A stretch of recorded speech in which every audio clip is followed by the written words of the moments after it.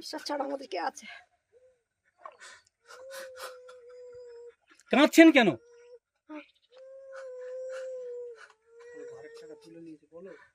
কাঁদছেন কেন? এই দু কাম নিয়ে আসে তো টাকা তুলে নিয়েছে। এই আমার ভাঙা ঘর, এই অবস্থা, আমাদের চলার খুব অসুবিধা। টাকা পয়সা পাই না, খেতে পাই না, খাবার কষ্ট হয়, দিন অন্য দিন ওষুধ খাওয়ার অসুবিধা, ওষুধ খাওয়ার জন্য এই টাকা পয়সা জোগাড় করতে হয়। কোথায় দিয়ে ছেলে আমার বিপ্লব ছেলে ছেলে বাইরে থেকে যতক্ষণ দেয় ততক্ষণ আমরা খাই বাবা। যখন কলকাতায় দিয়ে পাঠায় ততক্ষণ আমাদের চলে, ওষুধ পারলে আমাদের টাকা পয়সা অনেক। আপনাদের এই ঘর এসেছিল তো? জানি না বাবা, ঘর কি হলো বলতে পারছি না, কোথায় কি করে দিল। আমরা জানি আসবে, আমাদের বলেছে ঘর এসেছে, কিন্তু আমরা জানিনি ঘর কোথায়। ঘর টাকা পয়সাও আমরা জানিনি, এটা করিনি। তো আপনারা আবেদন জানিয়েছেন যে এই ঘরটা ফিরে পাই যাতে? হ্যাঁ হ্যাঁ হ্যাঁ হ্যাঁ বাবা, হ্যাঁ হ্যাঁ বাবা, আমরা জানিয়েছি। কি চাইছেন আপনারা? আমরা চাই বাবা যেন আমাদের ঘরে আসে, যেন ঘরটা যেন আমাদের দেয়, আমরা যেন ঘর পেতে পারি। কি নাম আপনার? মীরা বৈদ্য।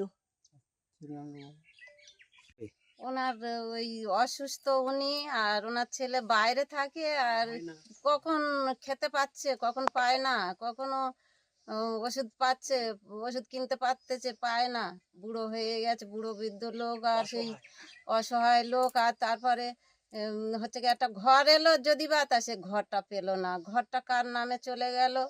এবার যেন সরকার থেকে যেন আবার দেয় ওনাদেরকে। এই যে রাফাল বৈদ্যের পরিস্থিতি কি, এর ঘরের টাকাটা কারা তুলেছে, কি অভিযোগ আপনাদের?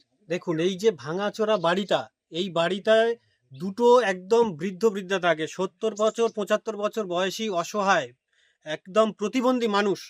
এরা কোনো রকমের না খাওয়া না দেওয়া অবস্থায় থাকি, বার্ধক্য ভাতাও পায়নি। বার্ধক্য ভাতাও পায়নি। এরা একাধিকবার আবেদন করেছে কিন্তু বার্ধক্য ভাতা পায়নি। কিন্তু ঝড় জল যখন আসে, যখন বৃষ্টি হয়, তখন অন্য ঘরে থাকে, এখানে জল পড়ে। এনাদের ছেলে বিপ্লব বৈদ্য, তার নামে একটা প্রধানমন্ত্রী আবাস যোজনায় ঘর বরাদ্দ হয়। সেই বরাদ্দ হওয়া টাকা মুসলমান পাড়ার প্রধানের ঘনিষ্ঠ আত্মীয় সিরাজুল মোল্লা নামক একজন তৃণমূল কর্মীর অ্যাকাউন্টে টাকা ঢুকায়, কিন্তু এদের টাকাটা আজও পর্যন্ত ফেরত পায়নি। এরা বিডিও অফিস, থানা, অঞ্চল একাধিকবার দরখাস্ত করেছে, অভিযোগ করেছে, কিন্তু আজও পর্যন্ত কোনো প্রশাসনিক পদক্ষেপ করেনি।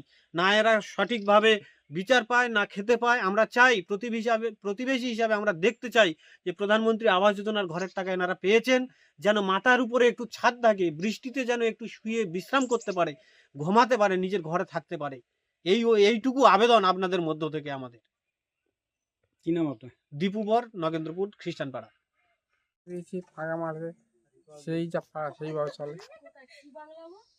তাই খাওয়া দাওয়া জোটে ঠিক মতো?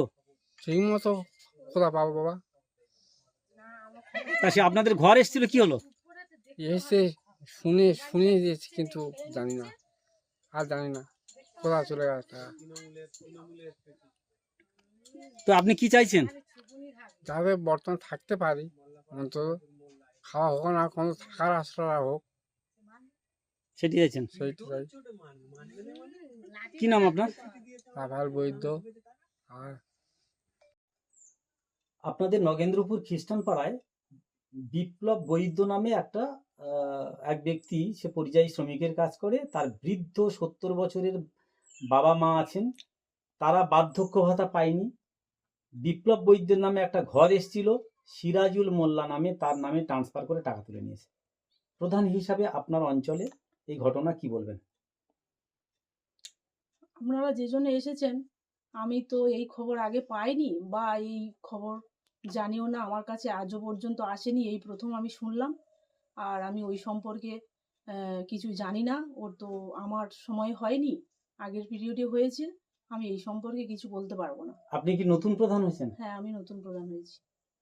তো যদি এই সত্যি ঘটনাটা হয়, এটা কি সত্যি অন্যায়? তো যদি সত্যি হয়ে থাকে তাহলে অন্যায়। এবার এটা আদৌ সত্যি হয়েছে কি না হয়েছে, আমি বিডিওর সঙ্গে কথা বলি, বিষয়টা জেনে নিয়ে যাতে ওই গরিব মানুষ পায় তার জন্য অবশ্যই চেষ্টা করব। আপনার নাম কি? আমার নাম জগদ্ধাত্রী হালদার। কোন পদে আছে?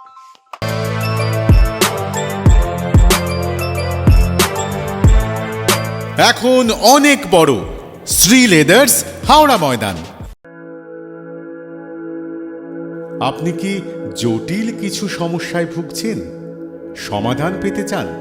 যোগাযোগ করুন প্রখ্যাত জ্যোতিষ ও তান্ত্রিক মনসারাম ভট্টাচার্যের কন্যা মনসা কন্যার সাথে।